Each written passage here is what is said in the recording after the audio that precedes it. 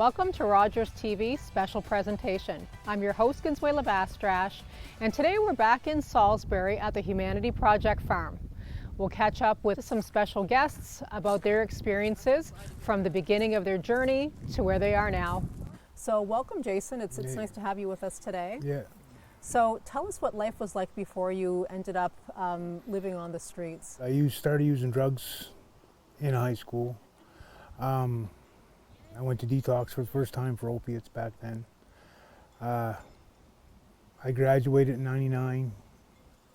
I was in jail the next year, and then prison shortly after that, and then most of my 20s was spent in prison. I got out in 2004 from prison, and I was on parole. I was with someone, married or whatever, and I started working, and until 2015 I was clean, and then I started using again. Went back to prison, and I got out. I come to Moncton here just to have more to offer, and I did my parole here. I worked and stuff. I ended up, my parole officer had me go to the Harvest House as just because there was more supervision supposedly, but it was not true. 2 weeks after my sentence expired, I scratched a Lucky 7 scratch ticket, and I won $7,777. Wow. Yeah, wow. The next day I was selling coke again, so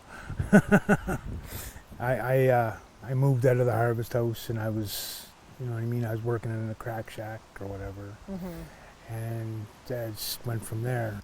It wasn't until probably 2022 that I technically became homeless after a raid. We got raided, and I had no association clauses, so I went and stayed at this is during COVID. Right. I went and stayed at a motel in the city, and just before that, though, I had a son. I started using drugs or whatever, selling them, and then I don't know. COVID money came, like everybody else. I took it, and so eventually I ended up going back to jail again, just like provincial jail, and then got out. When you're released from there, yeah, you're released with nothing. So when I was released, I was on the street. So I stayed couch surfing with friends and stuff for a while, and then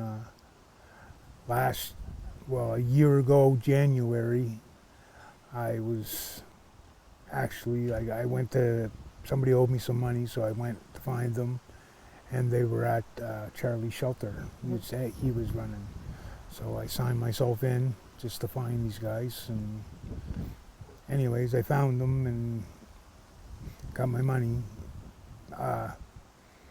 Charlie, an incident happened, and one of the guys got hurt or whatever out in front of it.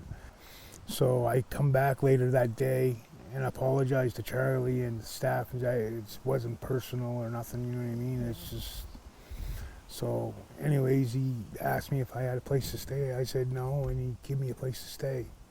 So I stayed there, started staying there, and then I started helping out and stuff like that. I OD'd a bunch of times on fentanyl in front of them. Like the whole family here has given me Narcan at some point. You know what I mean? I've died multiple times there, and they've saved my life multiple times, including now. He told me about the farm, and then I never ever said I was going to come or whatever, but the last time I overdosed there, he said, you're coming to the farm, right? And I agreed or whatever. My son just had his 4th birthday here. We had a party for him there just yesterday. That's pretty much it. It's not, I don't got a whole lot to say. You know what I mean? I'm an addict, and I was always an addict. I'll always be an addict. And was there kind of fear of always like looking over your shoulder, like I could get caught at any time, or were you kind of in that mind state where it's open air when I was there. It's not, you know, I didn't care if I lived or died. Like I was dying sometimes, like I said, twice a day. You know, it's not. I done a lot of damage to myself because of that, but it's not. You stop caring, and the only thing you care about is the next hit or whatever. Were you doing fentanyl before you were on the streets? Is that, or did you only start doing it once you got on the streets? Yeah, see, my thing was cocaine at first, but then like I was on methadone and stuff like that. I started doing fentanyl just as something different. Like I was into opiates as a kid, but I got on methadone and stuff, and then I just, you know, I wanted to try it or whatever, and one thing led Did to you know another. how addictive it is? Because I've seen quite a lot of things on television that say that it's quite addictive. So was that It a is. concern, or was it just you were in the mindset that you just wanted to try something Yeah, different? I stopped and you didn't- giving. I gave up on myself a long time before I started doing any of that stuff. Right. At first, I was shooting the stuff, and then I stopped shooting it because it kept dying. So what's the process? If your heart stops, how do you get resuscitated back to life? Narcan or naloxone, it's called. If you come across somebody that's on the ground and has overdosed, you give them naloxone. You massage their chest to try and get their heart moving, the blood flowing, and you keep giving them naloxone until they come to, or the ambulance shows up, whatever comes first. Some people, I've seen them get 7 or 8 shots before they come through, but like it's some people will you'll give them one shot and they'll come right up and then they'll go right back out. Like it's kind of a nightmare of mine. There's this one girl, and she did it to me twice. She's a young girl.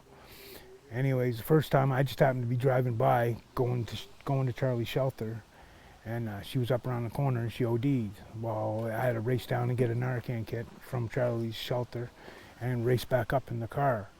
When I got there, I give her the shot. There was other people on their way or whatever, and she shot right back up, like she sat right up. But she was like gray, and then all of a sudden she right back out and gray again. And I give her another shot, she wouldn't come through. It took like 3 or 4 shots before she came back or whatever. And then that was that. Then, like I said, this is before I was on the street, I was staying in the shelter. I was still using it and stuff, but probably a month or so or 2 months after Charlie's shelter shut down, a girl, this is 4 o'clock in the morning, a girl come up. She looked like she was cold. She was all bundled up. I didn't recognize her. And she asked me if could she have a puff, like a fentanyl. And she said she was sick and stuff. And like I said, I smoke a lot. And I told her, I said, you know, listen, like I don't usually share, you know, just for the simple fact I smoke a lot. And she kept bugging, and finally I said, all right, but just take a little puff, and I'm serious, you know. And she goes out, it's the same girl. She does the same exact thing. By law enforcement, I had no Narcan or nothing, so I'm trying to rub her chest just to get the blood flowing, just slapping her face, trying to get her to come to. By law pulls up middle of the night. This is 4 in the morning. And he looked like he was 16 years old. He got out. He had naloxone, but this guy he was white. He didn't know what to do. And these guys are all supposed to be trained. Anyways, so I grabbed the case from him and I gave her a shot, and she did the same thing again. She come right up, and then she was for a couple seconds, and then boom, right back out again. And I had to give her a couple more shots. The ambulance got there. As soon as the ambulance got there, I walked away. Like, I still have nightmares because of this girl. Like, I know her name and stuff. I'm not going to say it. But, like, it haunts me. That's one of the reasons I stopped doing it all. It's just, it really, really got on in my psyche. It's just because she was gray dead. Like, it was not pretty. And she was a pretty girl. And just young, too. But, yeah, it's not a good thing. So there's a lot of people out there that don't know what they're getting into, and it's for keeps, and they don't understand that. What do you think the attraction is to trying drugs like fentanyl? And You got people running around saying, like, when you're buying fentanyl, you don't ask for the weakest stuff. if somebody says, oh, this stuff will kill you, that's the stuff you want to buy.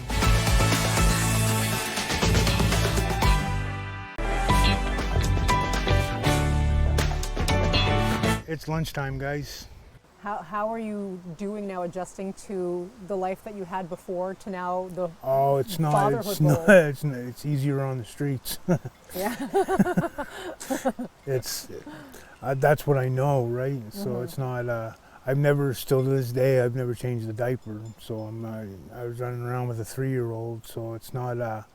Luckily, he's potty trained, and I can do what I can. But Yeah. he needs to have somebody in his life. Like his mother's not well, so I can't. I've got to take responsibility. So.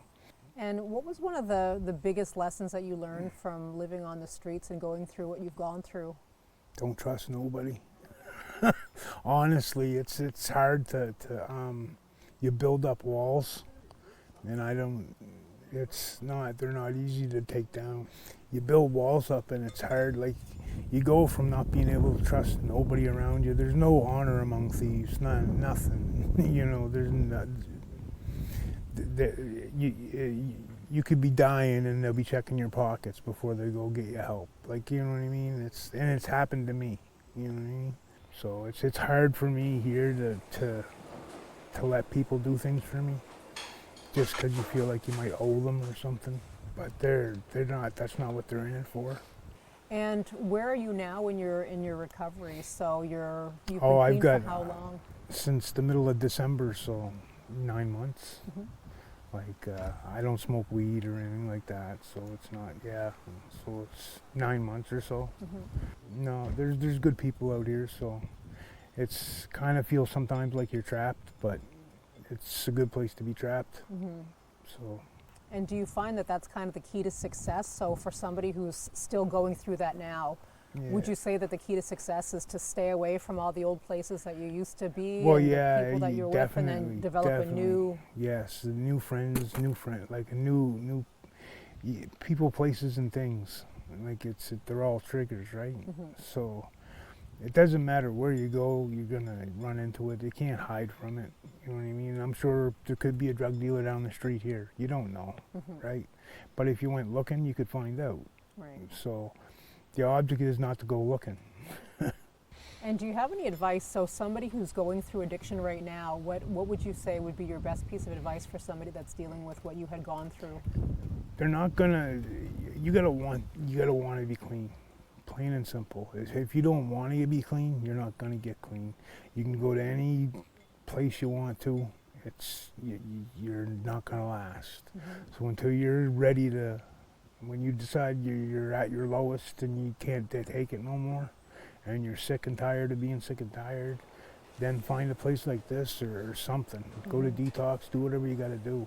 What could we do to educate people to stay away from those kind of harder drugs that could kill them? Is there anything that you could say to somebody who's in that position where they? It's got to be when you're like really young. Like, you got to tell them, like, it's. I don't know if you can show them pictures of dead bodies or whatever, but whatever you got to do, you should do it. Like, it's not. I don't got the answers, but what I'm saying is, like, it's not. You got to start when they're really young. I know my son. He's not gonna not know about drugs, just for the simple fact because I don't want him using them. If I'd known what I know now about them, I never would have. If I could go back in time, I never would have touched drugs. Is that your one big regret, is even touching drugs to begin with? Even smoking marijuana, yeah. And how old did you say you were when you first tried drugs? Marijuana, like 14. But what made you do it at 14? What was the... Oh, it was just everybody else was. You know what I mean? Your friends, that's where I grew up in St. John, and that's where you started. You know what I mean? And it's a gateway drug. That's what they call them, and that's what they are. So, but it is what it is. And how old were you before you moved on to harder drugs? Because you said at one point you had used your cocaine, correct? That was kind of your drug. Yeah. Well, I started selling cocaine when I was probably 16 or so, and then I never ever tried. I tried actual powder cocaine 17 or 18, putting a little bit in a cigarette, Cocoa Puff or whatever. And then I got into opiates. My friend did, this is high school, my friend had a hip replacement, and he was getting Dilaudid. So we'd get a bunch of them, and we sat in his room and snorted them all. And that's how I got hooked on Dilaudid and stuff, opiates, and went from there. But that's just, I was a bad kid, and that's just the people I hung out with. So it's people, places, and things, right? But like I said, all those people I hung out with, I thought were friends, they're all scattered to the wind. I don't know where any of them are at, and they don't care. You know, it's not, you don't have friends on the streets. You got associates. So if you're looking at somebody next to you thinking, oh, this guy's going to have your back or whatever, no, he's going to have your pockets when you're on the ground. That's what he's going to have.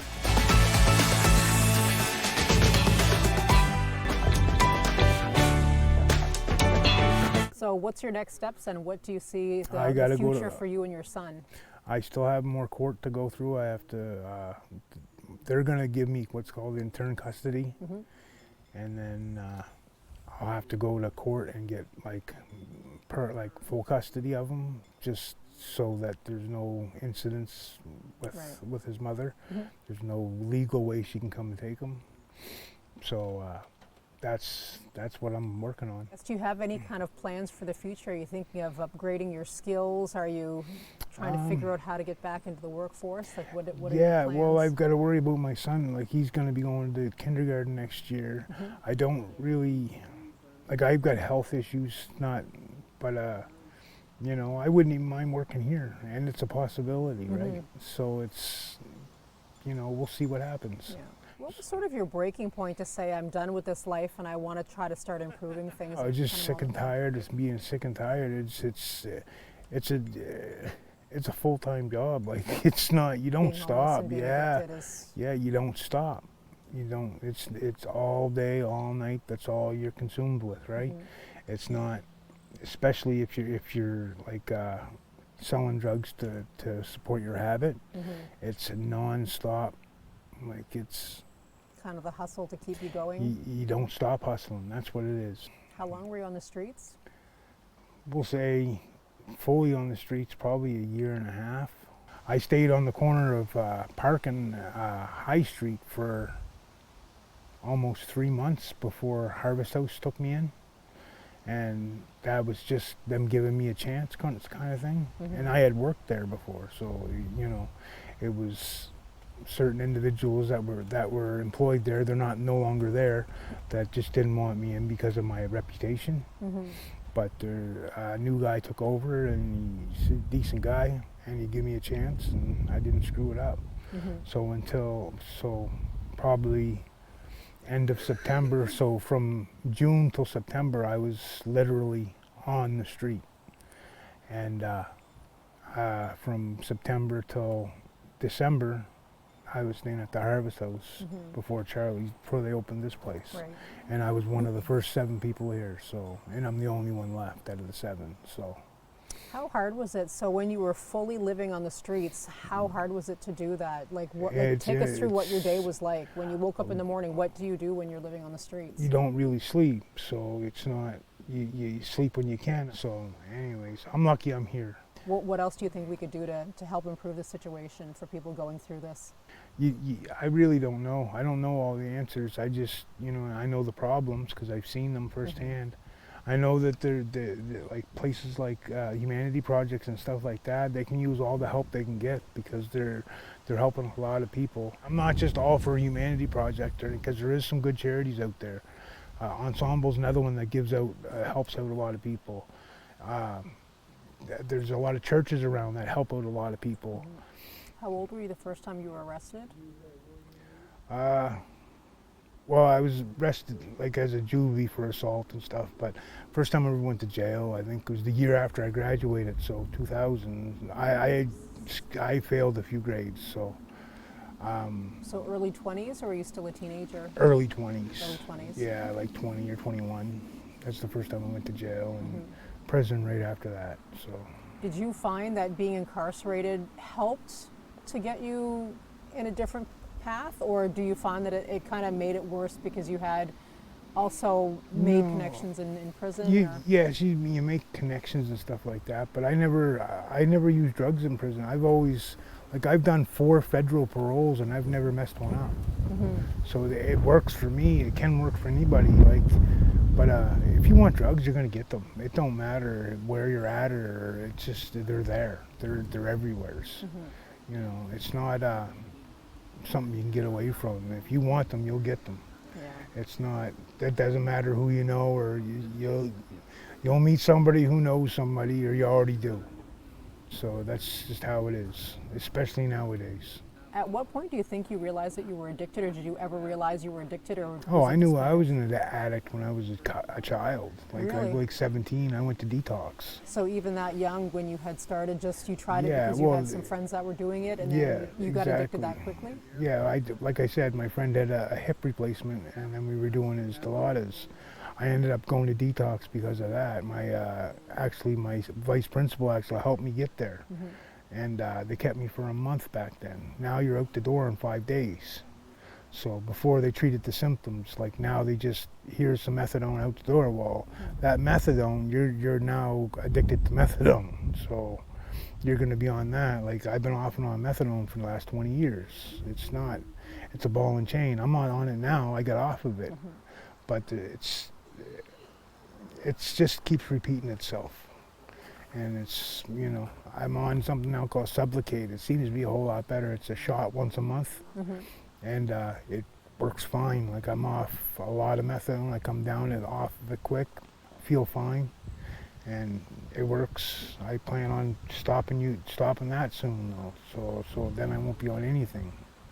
When you were young and you were first going through that, did you find you had family support, or was it? At first I sure did, you know what I mean? But I messed up all my family, so like I self-sabotage, that's what addicts do, right? You know, I take from steal or whatever, just do anything for drugs, right? And that's what happened. So, you know what I mean? I fell out with my family and stuff, and luckily before my father died, I got back in his life. I was clean and stuff, and that was that. But now I don't talk to my mother or my sisters or nothing because of it, and that's my fault, right? It is what it is. They don't attempt to call me anymore neither, but so I got a son, that's the only one I'm concerned with, so it is what it is. So how are your lived experience going to impact how you parent your son? Honestly, I'm not gonna, my son will have privacy, but I'm not gonna hesitate going through his stuff. Like I'm gonna know what he's up to, and I'm serious about that. Like there's no way he's gonna say I'm going out, and that's the last, okay, it's not gonna happen. It's where you going, what are you doing? And if I don't like his friends, they ain't gonna be around, period. It's not, I'm not taking chances like that. It's not that there's not good people out there. It's just I know what I went through, and the cool kids ain't the cool kids. Right. Honestly, they're not. The cool kids are the worst kids you could ever have your kids around. So I'm gonna try and keep him as many supports or whatever he wants to do. I'll support. I don't care if he wants to be a ballerina. Have at her, and I'll go there and watch. That was my problem. I didn't really have any rules. So there's going to be some rules. Okay. So that's it. Awesome. Thanks again, Jason. No problem.